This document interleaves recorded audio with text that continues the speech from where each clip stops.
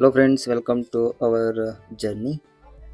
So ఇది నేను use చేస్తున్న చార్ట్స్. ఒక స్టాక్ని ఎలా అనాలిసిస్ చేయాలి, ఏ బై అండ్ సెల్ సిగ్నల్స్ వీటి ద్వారా తీసుకోవాలి అనేది ఈ ఇండికేటర్స్ యూజ్ చేసి అయితే నేను తీసుకోవడం జరుగుతుంది. అంటే ప్రాక్టీస్ చేస్తాను వీటితో. సో ఇవన్నీ ఈఎంఐస్ అండ్ వాల్యూమ్. సో వీటి ద్వారానే స్టాక్ ఎప్పుడు బై అండ్ సెల్ సిగ్నల్ ఇస్తుంది అనేది నాకు అర్థమవుతుంది. సో నేను ప్రజెంట్ వీటిని ప్రాక్టీస్ అయితే చేస్తున్నా. వీటి ప్రాక్టీస్ ఆల్మోస్ట్ అయిపోయింది. ఇంకా నేను వీటి గురించి మీకు ఫుల్గా ఎక్స్ప్లెయిన్ చేయడం ఒకటి ఉంది. సో వాటి గురించి కూడా ఎక్స్ప్లెయిన్ చేస్తాను. సో ఇవి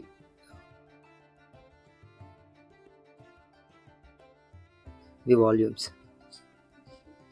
ఈఎంఐస్, ఇది ఆర్ఎస్ఐ, ఇది సొకాస్ట్రిక్ అండ్ ఎంఏసిడి. ఇవన్నీ మనకి బై సిగ్నల్స్, సెల్ సిగ్నల్స్ అనేవి. సో అందులో మనం బై చేయొచ్చా, సెల్ చేయొచ్చా సో అనేది తెలిసింది. ఇవి వీటి సెట్టింగ్స్. సో ఇది ఆర్ఎస్ఐ సెట్టింగ్ అండ్ ఇది స్టోకాస్టిక్. వీటి సెట్టింగ్ కూడా ఒకసారి చూడండి.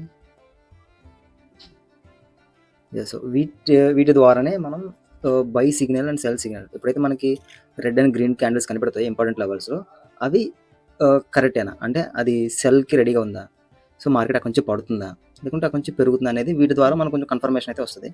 ఫుల్గా వచ్చేస్తుంది అంటే 100% ఏది ఉండదు కదా. సో మనం వీటిని చెక్ చేసుకుంటాం.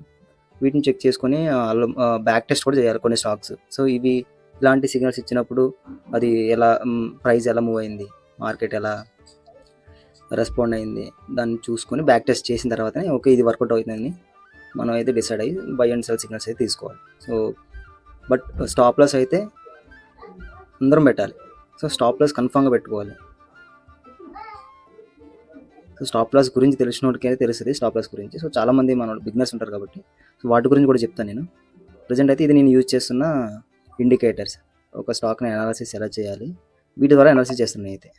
వీలైతే మీరు కూడా మీ చార్ట్స్లో ఇవైతే యాడ్ చేసి పెట్టుకోండి.